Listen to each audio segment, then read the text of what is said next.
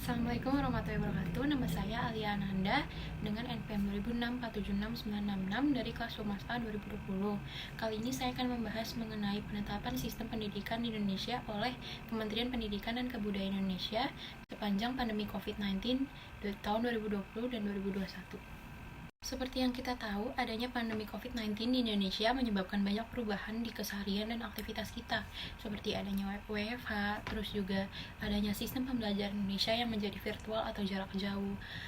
Maka dari itu, Menteri Pendidikan dan Kebudayaan Indonesia, Nadiem Anwar Makarim, terpaksa harus merombak sistem pendidikan Indonesia untuk menghindari kerumunan dan adanya kontak fisik antara warga pendidikan yang dapat menyebabkan atau menyebarkan penularan virus corona.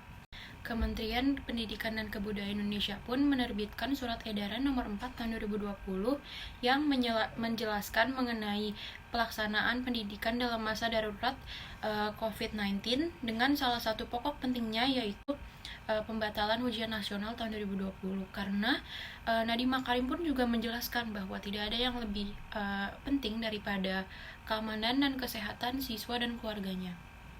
Guna mendukung Surat Edaran Nomor 4 Tahun 2020, Kemendikbud juga menerbitkan Surat Edaran Nomor 15 Tahun 2020 yang berisikan tentang pedoman penyelenggaraan belajar dari rumah dalam masa darurat COVID-19, yang merupakan awal diterapkannya sistem pembelajaran jarak jauh atau virtual di Indonesia. Kemendikbud juga menegaskan bahwa tujuan dari adanya belajar dari rumah ini, yang pertama untuk memenuhi hak pendidikan peserta didik selama masa darurat COVID-19, terus juga untuk melindungi adanya dampak buruk dari COVID-19 seperti penularan atau penyebaran di satuan pendidikan, dan yang terakhir adalah memenuhi dukungan psikososial bagi pendidik, peserta didik, dan orang tua murid.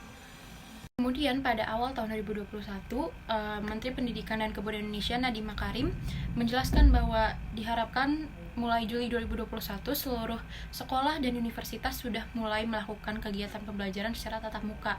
Hal ini masuk di dalam SKB 4 Menteri yang melibatkan Menteri Pendidikan dan Kebudayaan Nadiem Makarim, Menteri Agama Yakut Holil Qomas, Menteri Kesehatan Budi Gunadi, serta Menteri Dalam Negeri Tito Karnavian. Kegiatan pembelajaran tatap muka ini tentunya juga didukung oleh protokol kesehatan serta sejalan dengan program vaksinasi bagi tenaga pendidik. Menurut saya dalam kasus ini, PR dari Kemendikbud berperan sebagai komunikator antara Kemendikbud pada masyarakat, tentunya peserta didik, tenaga pendidik, serta orang tua dari peserta didik. Karena tentunya masih banyak pihak yang merasa takut, cemas, atau menganggap bahwa ini bukan ide yang terbaik untuk melakukan kegiatan pembelajaran tatap muka di tengah pandemi seperti ini, terutama orang tua dari peserta didik yang mungkin mengkhawatirkan anaknya untuk melakukan kegiatan tatap muka di tengah pandemi.